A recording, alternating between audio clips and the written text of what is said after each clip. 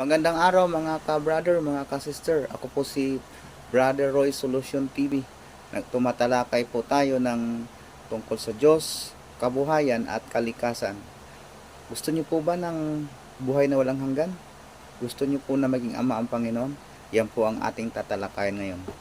Mabasa po ito sa Juan 1:12. Subalit ang lahat ng tumanggap at sumampalataya sa Kanya ay binigyan niya ng karapatang maging mga anak ng Diyos.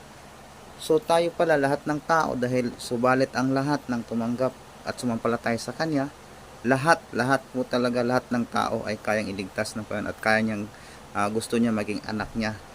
At kung tanggapin natin siya bilang Panginoon at tagapagligtas, bilang Ama, ay magkakaroon tayo ng karapatang maging anak ng Diyos. Purihin ang Panginoon, purihin, pagpalain tayo ng Panginoon. Pakisubscribe lang po ang ating channel para bilang suporta. Purihin ang Panginoon.